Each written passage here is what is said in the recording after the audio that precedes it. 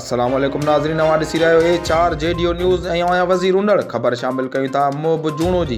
Nawabshah Zardari house आॾो car जे इल्ज़ामी क़त्ल थी वियल ॿिनि भेनरुनि 13 वरी जी नारी साइमा 8 साला मायरा चांडियो जो बेदरी सां क़त्ल केस में जवाबदार शबीर चांडियो, मिठो चांडियो, उमर चांडियो, दिली जान चांडियो ऐं गुलबहार चांडियो खे पुलिस गिरफ़्तार न करण ख़िलाफ़ एहतजाजी मुज़ाहिरो करे छिती नारेबाज़ी कई हुई। उन मौक़े ते अॻुवाणनि मीडिया सां ॻाल्हाईंदे चयो त 2 मासूम न्याणियुनि जो क़त्ल थी वियो आहे, पर अफ़सोस पुलिस अञा ताईं कातिल गिरफ़्तार करे न सघी आहे। साईं 20 ॾींहं तक़रीबन गुज़री विया आहिनि त को बि जवाबदार गिरफ़्तार न थियो आहे। पुलिस सियासी माण्हुनि जे हिसाब सां वंगार वहंदे उनखे गिरफ़्तार नथी करे। इन जे लाइ असां राति जे ख़बरूं ॿुधियूं त अदी अज़रा फज़ल पेचू साहिबा नवाबशाह में मौजूदु आई आहे। असां हुन में इंसाफ़ जी उमेदु खणी ते पहुता आहियूं, पर अफ़सोस सां चवणो थो पए त जेके ज़रदारी हाउस जेके इंचार्ज ऐं गेट ते जेके चौकीदार आहिनि उहे असांखे उन गेट ताईं पहुचण जे लाइ तयारु न आहिनि, छॾण जे लाइ तयारु न आहिनि। असांखे पोइ हिते धिके पोइ हिते हटाए छॾियो अथनि। असां इंसाफ़ जी उमेदु खणी ते आया आहियूं त ख़ुदा असां इंसाफ़ कयो ऐं जेके जवाबदार इहे गिरफ़्तार कया वञनि। अॼु काऊं ॾींहुं आहे जो तुंहिंजे नियाणियुनि जा जवाबदार गिरफ़्तार नथा थियनि? अॼु साईं 20 ॾींहं थी विया आहिनि, नथा गिरफ़्तार थियनि।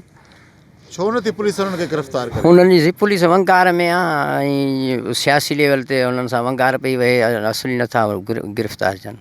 अच्छा, तुंहिंजूं नियाणियूं क़त्ल थियूं ॻोठु अली मुराद चांडियो में, अली नवाज़ में। उन खां पोइ तूं उन ॻोठ में आई आहे हींअर? साईं मां ॿाहिरि आहीं हींअर ॿिए ॻोठ में। अच्छा, उहे घर छो ख़ाली कई पंहिंजा? साईं उहे घर मां ख़ाली कया, मूंखे धमकियूं ॾिनो, असीं मारींदासीं तोखे ऐं बिना कफ़न दफ़न जेका नियाणियूं ईअं पूरा छॾ। हींअर तूं कहिड़े ॻोठ में कीअं वटि? हाणे हींअर साईं मां लुकमान चांडियो ॻोठ में आहियां। अच्छा, हा, मां उते पनाह वरिती आहे। न लुकमान खे धमकियूं छो था ॾियनि? साईं लुकमान खे धमकियूं था ॾियनि, उहो मुंहिंजी मदद करे रहियो आहे ऐं हू चवंदा तूं हिन जी मदद न कर, जेको आहे कूड़ा केस असीं तोते कंदासीं या मारींदासीं तोखे, ऐं हिन जी मदद न कयो। अॼु जेको तो हिते एहतजाज अचे नवाबशाह में ॿारड़ा ऐं औरतूं नियाणियूं वठी आयूं आहीं, हा इन हवाले सां ॿुधा। साईं मां वठी आयो आहियां त मुंहिंजो इंसाफ़ थिए ऐं जेको आहे मुंहिंजा जवाबदार जेके आहिनि सभु ॿाहिरि पिया घुमनि, इन इंसाफ़ लाइ मां नियाणियूं सभु वठी आयो आहियां हिते। रेशमा जेका नंढी तुंहिंजी वॾी भेण हुई उन जेका साइमा उहा त तोखां वॾी हुई, जेका नंढी उहा तोखां बि नंढी? हा, ॿी मुंहिंजी भेण आहे, उन खां ॿाहिरि मुंहिंजी ॿी भेण, उन्हनि खां पोइ उहा नंढी हुई। अच्छा, तोखां बि नंढी जेका मायरा आहे? हा, मायरा उहा ॿियनि मुंहिंजी ॿी भेणियूं आहिनि, उन्हनि खां नंढी आहे। उन्हनि खां तोखां बि नंढी? ठीकु आहे। हा, मूंखां बि कीअं क़त्ल कयूं, छा पे कयूं? हा, उन ड्रॉप ॾिनो, हूअ हूअं वेठी बसि जीअं आया हाणे वियल आहे। कीअं कीअं गोलियूं आहिनि? मिठू उमर। अच्छा, गोलियूं छा में धक? हाँ, सॼे उस्बर में जहाँ गोली लगी। गोलियूं अमा इन्यानी तुझो छा थियनि? ये मुझे भांजियूं मुझन के हर भर मुझन के मारे विया इन्हनि खे गिरफ़्तार कयो वञे, शबीर चांडे खे ॿधाइजो वञे। इन शैतानगिरी इन कई आहे। अच्छा, इन कूड़ा इम्तिहान इन इन्हनि न्याणियूं जेके चयो त कारियूं हा हा हा न कोन ग़लति मड़े हूअं कूड़ हणी मड़े मारे छो। अच्छा, मड़े कूड़ हणी मारे मड़े बसि इन शबीर चुरस त मारियो, शबीर चंद मारियो, इन शबीर चंद मारियो। गोलू इन इन्हनि आहिनि पंहिंजनि जेका छोकिरा अथनि ॻोठिया उहे मारे छोकिरनि खे विया हलिया। अच्छा, ही खोड़ ॾींहं थी विया आहिनि, जवाबदार गिरफ़्तार न न न त इन शबीर भलाई में शबीर वटि वेठा आहिनि, इहो राह वठनि इन वटि। हा हा, जहिड़ो थींदो न थींदा त जहिड़ो थींदो न वञी किथे न किथे ॾाइरनि खे ॿाधदा। अली असगर जेका तुंहिंजूं भेणूं कार जे इल्ज़ाम में क़त्ल थियो न, साइमा उहा तोखां वॾी हुई या नंढी हुई? मूंखां नंढी हुई साल जी। ऐं जेका मायरा हुई उहा केतिरी हुई?